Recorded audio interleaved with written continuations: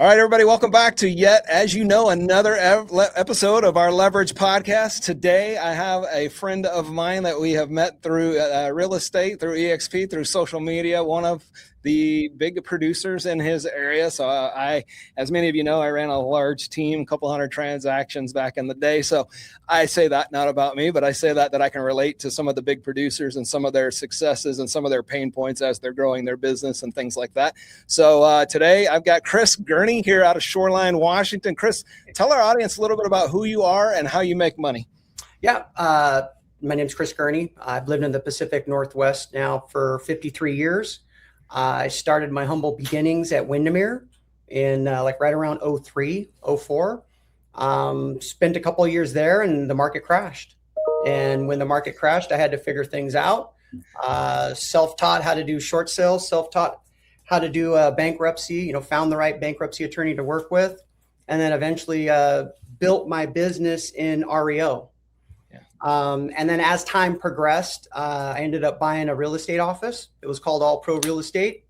We started with about 22 agents at the time, grew it to about 65. And at the height, we were closing maybe 500-600 transactions a year.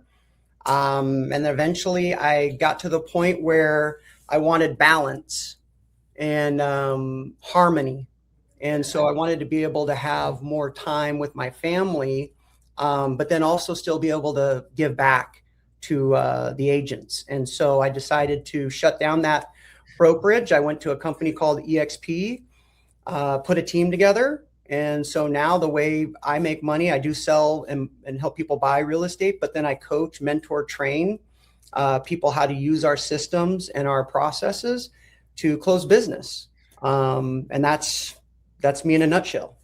Yeah, I love that. So as you look to build out that initial team concept, right? What did your map look like for leveraging growth, right? Like obviously a lot of times we want to jump into agent to agent, right? And not to say that doesn't work, but generally it's like about building your systems up first, right? And bringing value to training agents to join your team. And the systems is really what ends up selling them and the leads and all that stuff. So maybe tell me two things. One, what did you envision that to look like, and what did it actually look like as you had to put it together? Yeah. So obviously when you're younger, you envision that things are just going to look amazing and seamless. And, the CRM is going to speak to the third party systems, and information is going to just flow right in, and everybody's going to follow your lead, right? They're all going to make the calls and do the things that need to get done. And that's just not reality. When I first started this, I always thought, everybody can be like me. That's easy because it's easy for me, but not everybody is me. So what I thought was what it should be definitely was not. And now after, I've been running teams for 15 years or so, 6 years with this company called EXP, we have to meet the agent where they're at. Yes. Right. And so every agent is in a different part of their life cycle, right? Their season in real estate. And so as a leader, we have to be able to step back, meet them where they're at, and then coach them from there. Yeah. And be okay with them not being you. Be okay with them not doing what you think you should be able to do, right? And they should be able to mirror that. That's just not reality. And I've learned that over the years, and it's helped me immensely, right? Because not everybody's going to be like me, and that's okay. Just meet them where they're 100%. At. And I think that's where I struggle, because I came from like 20 years in the Air National Guard military. So not that I'm militaristic and yell at people, right, and all that, but I'm just like, but here's the book. Like, you want to be successful. I've shown through an 18-year-old brand new in the business doing 23 deals in their first year to a second career bomb. Like, I know the systems work. Like they literally do. So what are we doing here? Like, you're not executing on the book. I didn't really coach to where they were at for sure. I would own that, because I'm just like, I'm a logical guy. I'm like, you join my team to be successful. I'm giving you the blueprint, and you don't want to do it. I'm sorry. What? Huh? Yeah. That's the hardest part. I think for a team leader is that we know how easy it is if it's implemented. The hard part is that there's People are scared of rejection. People are scared of, oh, I don't want to be yelled at. And the minute you can help them lower that fear, the faster they'll start to implement the things that you want them to do, that that will help them. Yeah. Right. And it just takes time. Sometimes people will do it right away. I have one agent that's been with me for 5 years now, and he's closed over 100 transactions. Yeah. And when he started, he was never in real estate. He worked in a back office. He didn't have any sales experience, but he implemented, but it took him some time, but he implemented the systems, the process, and the mindset.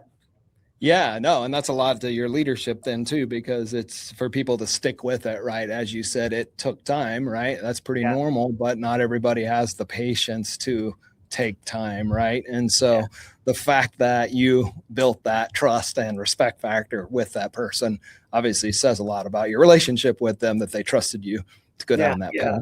I could tell you, the biggest factor, the biggest changing factor in my career. In the beginning, it was massively transactional. Where's the next one? Where's the next one? Where's the next one? And closing tons of deals. And the minute that the mentality changed from not just one transaction, but one relationship at a time. Yeah. And not only for the client that we're helping, but each agent that's on the team, right? Mm-hmm. They're not a transaction to me. It's a relationship. And the stronger my relationship with them and the better understanding that we have of each other, it makes it easier for them to slowly transition into real estate and being successful consistently. Yes. But that's the biggest, that was the hardest thing, because we're closers, right? When we first started in this, it wasn't hard. And I spent 11 years at Nordstrom prior to coming into doing real estate. And so closing deals was easy. But slowing down, stepping back, and making it more relationship based is where the goal is. Yeah, absolutely. Tie this together on a little bit of the leverage podcast conversation is, what did that structure look like, right? As you started to implement staff, whether it was 1099, W-2 employees, whatever, take me through that path of what was kind of your first hires, key hires. What would you have done differently, if anything, right? Stuff like that. No, that's a great question. So I'm very big into lead generation. So the team that I've always ran, probably 96% of the business is closed out of our lead system. Yep. And so the spend is leads. The next spend was ISAs, and then training the ISAs how to work, right? And train them how to speak to people to help set appointments and help follow up for the agent, right? And then the next hire after that was a TC. Yeah. And then the next hire after that was operations. So when you hear it, it was like, okay, well, maybe operations should have been first. But as a sales guy, right, I'm the dreamer. I'm not the integrator. The operations is. Yep. As a sales guy and as the dreamer, the visionary, we're just looking, how do we get this going so we can close deals? Yeah. But the minute, I'm going to tell you, you got to find that integrator first, man. Yeah. You already know. Yeah. I see you smiling. You're like, oh man, me too.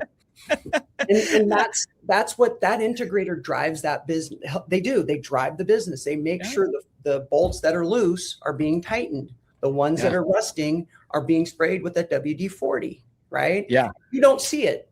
They're in the background, right? And so I would, in the future, ops. Yeah, 100%. And that's what the guy that actually was just the guest that I had on before, he's like an EOS, like entrepreneurial operating system implementer, right? And he's an operations guy by heart, by 19 years or 20 years of it in operations. And anyways, it was just an interesting conversation, right? Because that's what he was so passionate about. He's like, you can go sell as much as you want to, but eventually it all erodes and implodes because you don't have the systems and the support and everything to, we all get it. Like, you have to go do sales to generate revenue when you first start. It's just, as visionaries, we get addicted to the sale. It's like, I can do 50 more. Well, what else? What's your goal about growing your organization? No, my goal is 50 more transactions. Yeah. Like, okay, cool. Yeah. No, not great. Not sustainable. That's how I would do it. I would do it differently. Yeah. So if I was to tell somebody, you're building out a team, get a good partner that's an integrator, right? Yeah. That they don't like sales, but they like the back end. They like, dealing with people and dealing with, answering questions and guiding guiding, the questions that you might not want to deal with, and making sure that things are running smoothly. And then they bring you the opportunity. And, Yes. as a visionary, you can fix just about anything. Yeah, 100%. And they're the unsung heroes always. I will always say the most valuable people in my organization was honestly my director of operations. And at the time was my admin, because I just knew without them, I had to take all of that back on. And I'm like, now I'm being distracted. But it's to your point, right? Like your agents typically, they love your operators too, right? Like their operators make their lives easier and better as well. So when they used to come to me, they're like, yeah, love Mike as the owner, but if he goes anywhere, we're cool with it. But if Brooke, our director of operations, goes somewhere, we're all leaving. Yeah. Ops is the glue, man. Ops is the glue. 100%. Well, what are you focused on growing right now? We're focused on growing the team, but the big thing is finding the right people that have the same vision as us, right? So people that are coachable, people that are okay with being uncomfortable, right? Because without being uncomfortable, there's going to be no growth, right? If you're doing something and you're constantly uncomfortable, you're going to get growth from that. And the other real big focus is the implementation of, we talked about this earlier about AI, but the implementation of AI for our seller stack. And we use something called Felix. And Fellow is the system and Felix is the AI. And I'm really focused in on that. We've probably ran 196,000 people through it in 2 years. And we have about 26,000 and change nationwide that should transact in the next 18 months. We won't get it all, but we have the data. Hopefully we can get referrals out. But the AI has already set 31 appointments in 15 days. Which is that's crazy good. Real. Yeah. That is really half cool. our live transfers. Yeah. Wow. So that's really good. The focus right now is to get the seller stack streamlined, right? Because we already have the process streamlined to list, but to get the seller stack streamlined, so we have just a machine where we're able to have conversation, go meet with the client, meet them where they're at, show them the vision on how to get the top dollar, and then move them down the pipeline.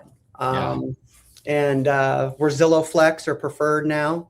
So we're also building out, that process to make sure that when the agents come in, they're trained accordingly. Yes. On the ALM process, and then the follow-up to convert. And those are right now, I mean, I could mention 20, 30 other things that, the focus that we're trying to work on, but the two main things that we're really trying to get honed in is the seller stack with Felix and Fellow, and then getting that Zillow preferred situated. So we have a real good streamline through our process. So we have that high conversion. Yeah, that is the one thing, agree, disagree with Zillow, is that they have accountability. Like they're high standards, right? Like they don't play around. They're like, you want to use our business? Cool. Like this is the way most business owners, in my opinion, should run a business. It should be, hey. So I agree with you fully that the accountability is super high. And as a leader, I think this is where sometimes we miss the mark. And even myself sometimes, is that we're not clear with the vision. And the vision isn't just like, we're going to be the number one team in Washington State, but the vision has to have more with commitment to process, right? And accountability to that process, making your calls, following up, updating your pipelines. And those are little things that get missed. And if they get missed, then, the vision that you have for your team is just going to go up in smoke. And 100%. And I think your team's got to be a part of building that vision too. I mean, ultimately, in my opinion, right, the owner, the founder has the ultimate control of the vision, but you got to get them to buy into the vision and what's in it for them. When you say, as a business owner, we want to be number one in Seattle. I mean, I guess there's more transactions for them, but you know what I mean? It's like, you really got to take that down to their level and say, this is how this vision impacts you and why it's good for you. Right. And I think a lot of times we don't do that. We just say, here's our vision, follow along. Yeah, exactly. So I'll tell you one of the things, I'll be quick here, but I think this is really important to kind of touch on what you were saying. Yes, please. One of the things that I did that was different in this last, probably 2 years, was to break down it was like a formula of the activities and doing said activities to get to 24 transactions. Yeah. Right. And so showing the agents, here are the metrics that if you hit these and you stay consistent 5 days a week, you can hit the 24 deals. Yes. But you've got to do that and then hold them accountable to the commitment. If they said, yeah, I want to do it, which has made my life so much easier, because now it's not, well, hey, you didn't call through your pipelines. Why not? No, it's like, here's what it is. It's 4 2-minute conversations a day, 5 days a week. Right. You either want it or you don't want it. Yeah. Two in-person Met consults, add 5 to the data every week. You do that every single week, and every month, add it all up. It's 24 transactions. Yeah. And I challenge anybody to prove me wrong. It's always without a doubt. And I think that's what's really important too, right? Is we overcomplicate things as leaders, and we just need to keep it simple. And by keeping it simple, it's like, if you show up and do these 2 things, 3 things, 4 things, whatever it is every single day. But then again, people get bored with that, right? So then you got to start coaching around the consistency, right? It's like, cool, I've been doing this for 2 weeks. I'm ready to try something new. Yeah. No, stick with what you're doing. Yep. No, we're on the same page, and you just love on them to the process. Yeah, you got to bring them back. Don't forget to get those calls in. I promise you that 100% make money. All right. What would you say is the biggest breakthrough that changed the trajectory of your business? I would say the biggest breakthrough, I hired a guy named John Cheplack. Oh, yeah. Cheplack Coaching. And I've been coaching with him for almost 2 years now. Love it.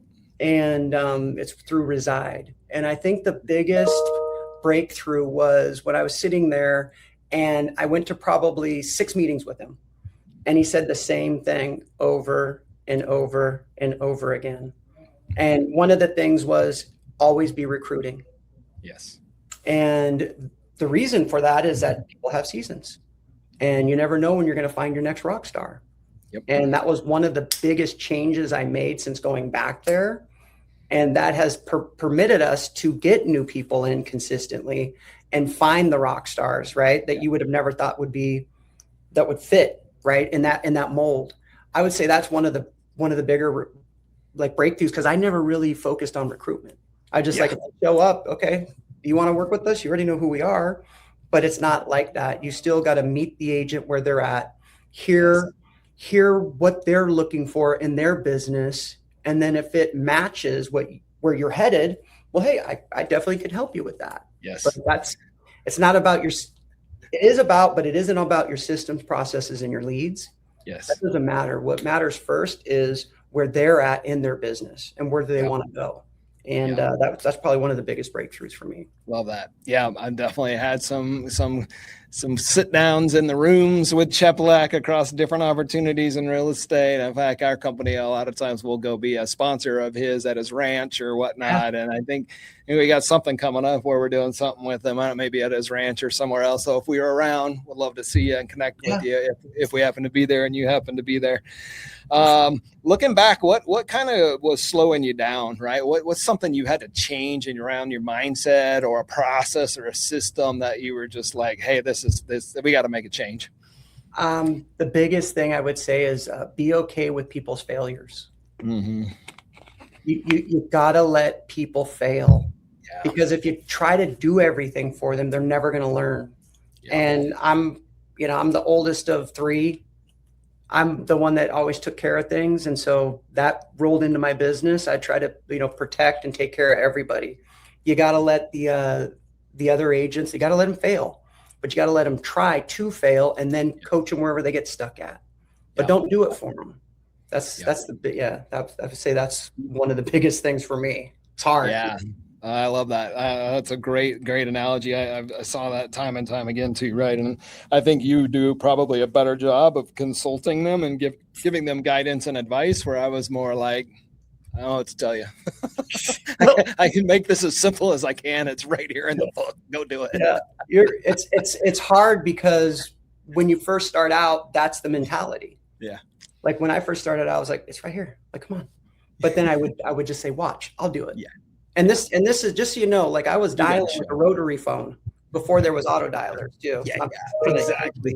Yeah. But making 100 calls doing 10 digits at a time and then showing people how that call goes. Yeah, 100%, especially on the lead generation. They've got to be, and they got to see that you're in it to win it too, right? Like it's, if you just delegate all the lead generation, they're like, oh, that's cool, but I need to see my leadership set the example, right? And be doing that as well. So I fully bought into that. Yeah, absolutely. I 100% agree with you. And leading by example is like the biggest thing for me. It's always been that way. Yep. So every day I make my call, I do exactly what I ask the agents to do. Yep. So I'll make my calls, I'll do my follow-up. And when I hit appointments, I'm not taking them. Yep. I set them for my agents. I was like, here you go. Thanks for putting in the work. I appreciate you. Let me give you this listing opportunity. Let me give you this $800,000 buyer opportunity. Yep. Right. And that's a big thing for me. That's really important to me, is to lead by example. Yeah, love that. And that's kind of where I was like, I'm going to feed that was a harsh reality too, that I used to try to make everybody happy, right? Like make everybody get equal amount of leads and equal amount of opportunities. And eventually I got to the point where I'm like, guys, this isn't a fair world. Like I'm going to feed the stallions, and then the ponies are going to grow into stallions. But I can't dilute my stallions, right? Because I'm trying to feed everybody, right? I mean, gave everybody the chance to get leads and all that. But, if I got a $2 million listing that I wanted to co-list with, I'm giving it to a stallion. I'm not giving it to a pony who's showed up 2 or 3 days a week. You know what I mean? Yeah, you hit the nail on the head. And I think that's another real important factor too, as a team leader, and being able to, see that and assess it, is those that show up, get opportunity, right? So if they show up at the office, or they're showing up on the leaderboard, right? And showing up on the leaderboard is you're making the calls, you're having your conversations, and you're moving people through pipelines. You get opportunity. And I think that's another big deal for me too, is that if you show up, you're going to get opportunity. You're going to get more of my time too. Yeah, absolutely. All right, Chris, I'm going to move us into the lightning round. These are quick bullets and quick answers. Favorite business book? I'd say Traction. Yeah. Help me start getting a little bit more organized, and then just throwing a bunch of crap against the wall and hoping it sticks. It is that. My last guest would love you for that answer for sure. Best purchase under $100. Oh God, best purchase under $100. That's I mean, in Washington, that's probably a tank of gas. But I'll tell you, the best purchase under $100 is a real good photographer. I can share his details later, but it was the first deal that he did for me. He did it at a discount. It was a $400 photography deal. He did for $100. Nice. And still work with him to this day after 5 years. Hell yeah. Favorite AI tool? Again, I go back to Felix. It's in Fellow. I'm going to tell you, I've been running it 16 days. Phenomenal. Love it. Biggest business mistake? Partnering with the wrong person and being focused on money, only money. That's the biggest mistake, is people that you surround yourself with. Be very, very careful with that, and make sure that you guys are all aligned and you're in the ship together and the tide's taking you both ways. It's easy to partner. It's harder to get through the challenges with being a partner. One thing you'd never delegate. One thing I'd never delegate. I would never delegate my books. I have my ops, which is actually my wife. She works on that. I wouldn't delegate that out to anybody else. She would do it. Right. If I was to delegate it out, which she does. Outside of that, for myself, probably my team meetings, the leadership part, I wouldn't delegate it to somebody else. I have to be the person leading the show and doing the reviews. Perfect. Well, Chris, that's going to conclude our show. Tell us where the areas that you cover, how can they get a hold of you? What if there's a real estate need, if they want to join a team, if they want to pick your brain as a top producer at EXP, what does that look like? Yeah. So real easy. I'll share my personal cell phone. It's 206-949-0864. You can text me there anytime. You got a question, you hit a roadblock. If I don't get to you right away, you're going to hear from me. And I can put something on the books. I have an assistant. Her name's Janet. And she can get maybe a 10-15 minute combo going. We cover King, Snohomish, Pierce County. We are looking for agents. The preferred opportunity is growing, and we're looking for people that want to plug into our system. They can be in any one of those counties. Our office is located centrally in Shoreline, but we do a lot of Zooms for those people that are outside of those areas. All right. All right. Well, thank you, Chris. Thanks everybody for joining today's episode. Again, reach out to Chris. You know me. You can always reach out to me. I keep a Rolodex of all the clients that we have on here or guests on here. So thanks, Chris, so much. Appreciate you. Go tell Adam and Kim and all my colleagues around there I said hi. And maybe when I'm in Washington sometime, we'll go grab a coffee together. I love it. All right. You have a good one. Appreciate the time. Brother. Yeah. See you. Bye.